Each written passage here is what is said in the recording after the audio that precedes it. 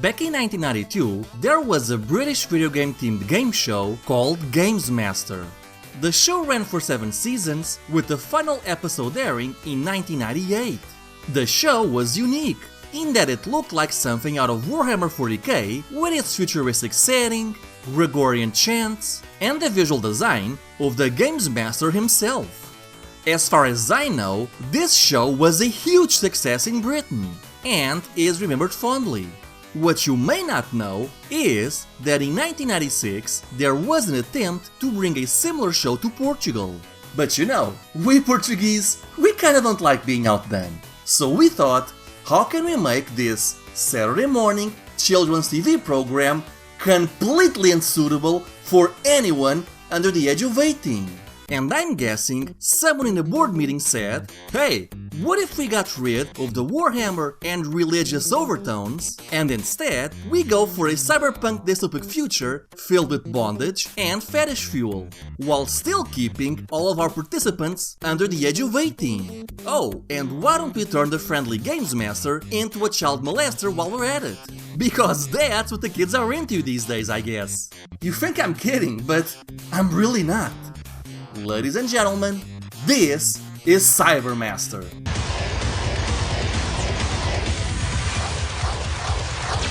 Yes, this is real. Cybermaster aired on Saturday mornings between 1996 and 1997 for a total of 2 seasons. I used to love this show as a kid, thinking it was the coolest thing ever. But looking at it now, there's a lot of questionable content in here. Okay, let's take this one step at a time and start with the show's plot. On the opening of every episode, a narrator would explain that in the near future, the machines have taken over the world and transformed humans into cyborgs. But below the city of Lisbon, a resistance group fights against the Cybermaster and his machine empire. The resistance group is led by Princess Terra, who was always wearing corsets and tight-fitting outfits. And she was also played by a runway model, as well as the half-naked cyborg Kronos. Once a week, the Resistance organizes a competition in which 4 competitors fight in the virtual world to hone their skills against the Cybermaster, but only one comes out alive. Okay, well, first of all, oh my god, this plot is amazing! A children's video game themed game show with this plot would never be done today. And you gotta love the stage design, which really makes it look like you're in an underground cage match. Which, again, it's freaking awesome! And you really gotta love the hosts, who do a great job of hyping up the children, as everyone screams air over and over again.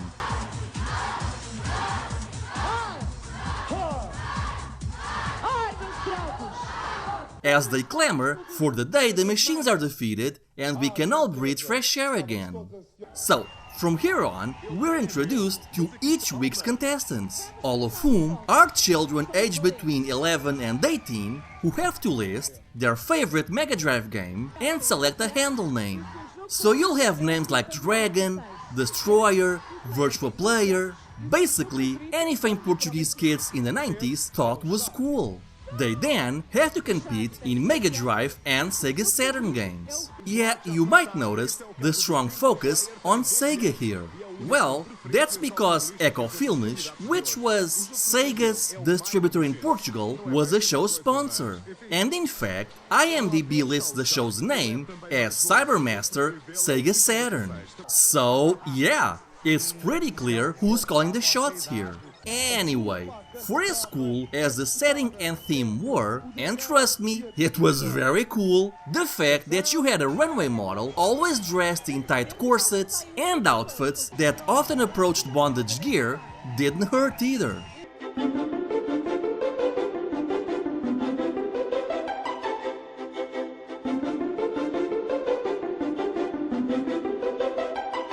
I know I keep showing the same outfit, but sadly, I could only find one episode for Season 1 on YouTube, as there were some changes in Season 2, but we'll get to that. Still, it's really cool how Princess Terra is having the time of her life, doing a great job of getting into character and hyping up the kids. Kronush, on the other hand, he sounds absolutely embarrassed to be here. Like, I know you can't really tell due to the language barrier, but every time the dude opens his mouth, he sounds like he regrets every moment since he signed to be onto the show. But the real star of the show was the titular Cybermaster.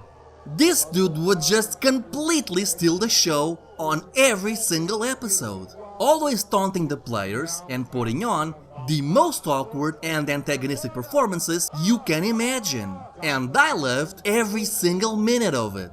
There's just one problem. The guy would often go overboard and would come across as more of a, how should I put it, pedophile. He would often say things like that he's sniffing out the children or how adorable they are when they're together, before emphasizing how delicious they are. Já se almoçava qualquer coisa. E a alma dos humanos sabe-se tão bem. É tão gostosa. I need an adult? I am an adult. But let's talk about our contestants first. As I mentioned before, this is a competition in which kids have to play Mega Drive and Sega Saturn games. So you'll often see them compete in games like FIFA, Daytona USA, Micro Machines, Virtua Cop, Virtua Fighter 2, Virtua Fighter Kids, Ultimate Mortal Kombat 3, Nights into Dreams, Street Fighter Alpha 2, NBA Slam & Jam. Basically, any game that is either exclusive to a Sega console or better on a Sega console than its competition. The funny thing is, almost all of these kids are absolutely terrible at the games they're playing. The few exceptions are games like Mortal Kombat or Street Fighter, or when a kid is lucky enough to have his favorite game as one of the titles they're competing in. Yes, in an absolute dick move by the showrunners, they didn't check to see if any of the games they were competing in was on any of the kids' list of favorite games. So on this episode, for example, one of the kids lists Micro Machines as his favorite game. So as you might expect, he absolutely destroys the competition when one of the games selected for that episode was Micro Machines. So as you might expect, the kid ends up being that episode's winner. It is kinda cool though, how the hosts keep narrating the gameplay as it happens. It's almost like esports before esports was a thing. The problem is that between Princess Terra, Kronush, Cybermaster and the narrator commentating, it can get kind of crowded, with the four characters talking over each other. So anyway, once a kid loses, Princess Terra, being a true believer of Darwinism, literally says, and I kid you not, you played well, but we can only keep the strong. Once we unplug you, the Cybermaster will know your location and he'll track you down. É pena ficarem para trás, mas só poderemos proteger os mais fortes. E vocês perderam. Quando desligarmos o vosso escudo, vai ser fácil para o Cybermaster encontrá-los. Lamento. Jesus Christ, Terra, those kids are 11!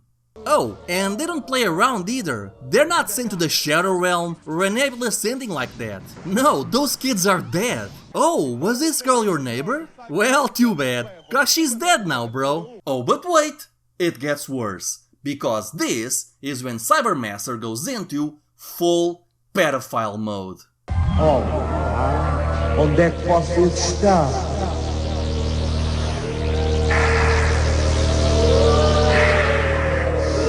Cheira-me que estou a vê-los.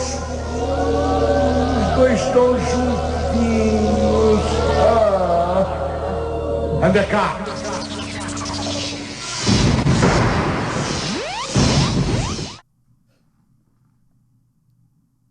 Yikes.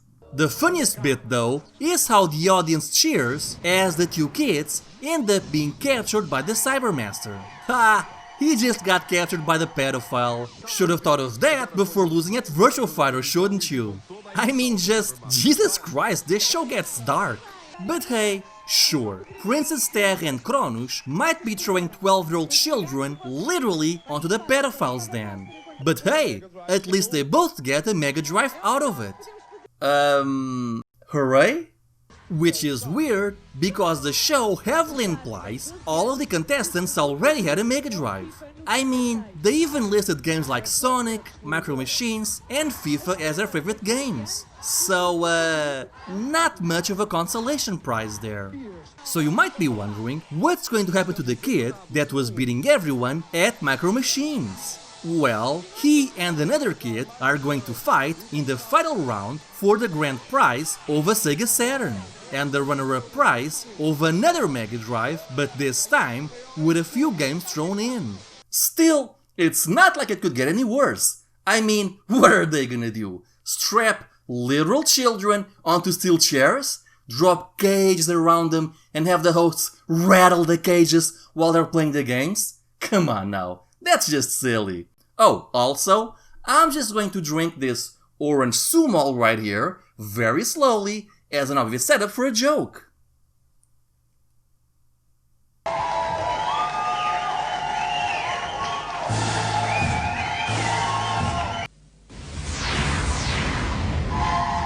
Senhoras e senhores, o rei dos combates virtuais, o Virtua Fighter 2.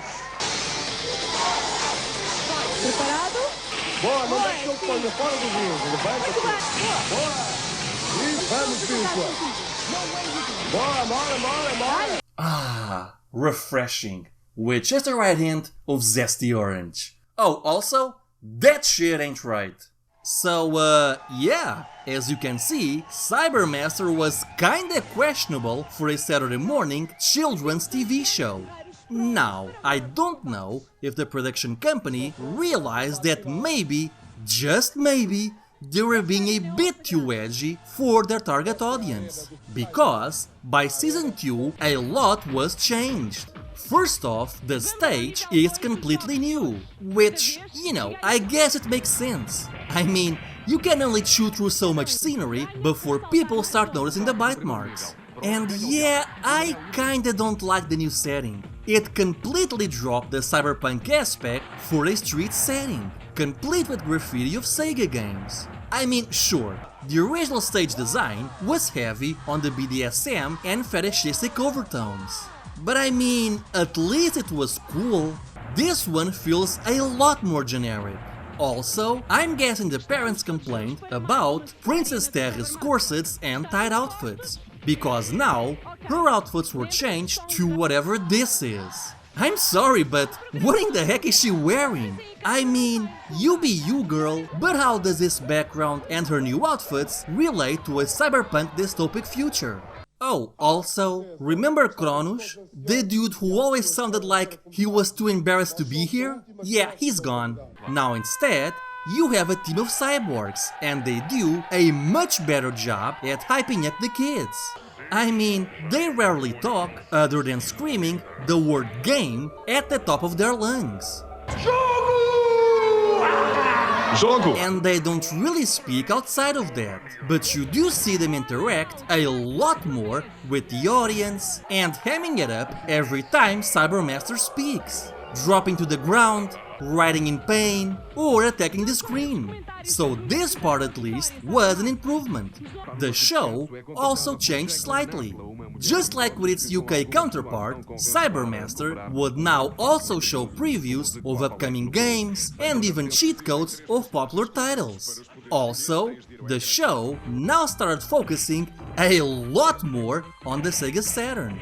Occasionally you might see them promoting an upcoming Mega Drive game like Sonic 3D, but the previews and games the kids are competing in are now almost exclusively centered around the Sega Saturn, with the camera often focusing on the Sega Saturn controller, the arcade stick, and the 3D controller. With the exception of the new cyborgs, I feel all the changes were for the worse. But hey, it's fine. As long as we have Cybermaster completely hamming it up, I'm totally fine. Yes! Esta é a parte do programa de que eu gosto mais. Who the hell is this guy.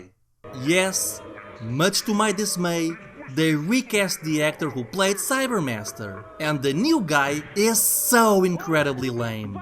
Sure, the original actor was creepy in all the wrong ways, but that's what made him such a good villain.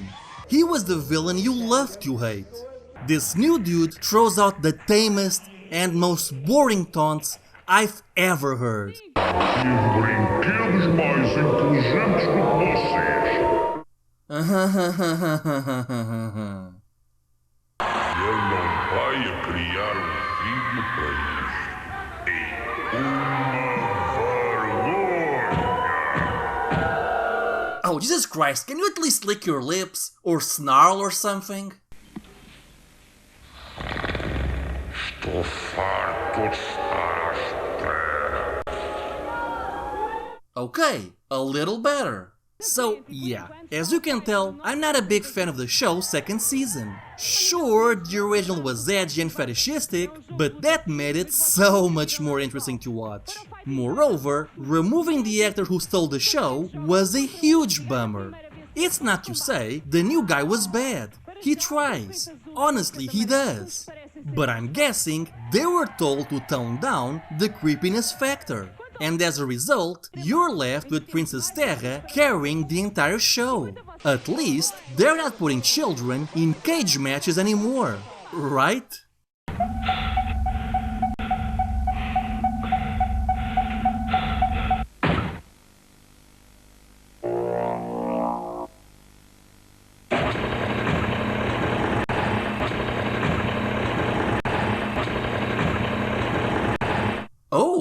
Oh no, they made it worse. They made it much worse. What's with the first-person camera and the half-naked dude's heavy breathing? And why is this part in black and white? But do you know the best part? Do you know the absolute best part? This program ran on the RTP channel, which is a state-owned TV channel. And being a TV channel owned by the state, it means our taxes paid for this show. I literally cannot make this up. My tax money literally paid for this show. We could have been funding schools, hospitals, but no, we chose the Saturday morning children's fetish fuel show. And you know what? I could not be more proud, because mishandling the taxpayers' money is the true Portuguese way.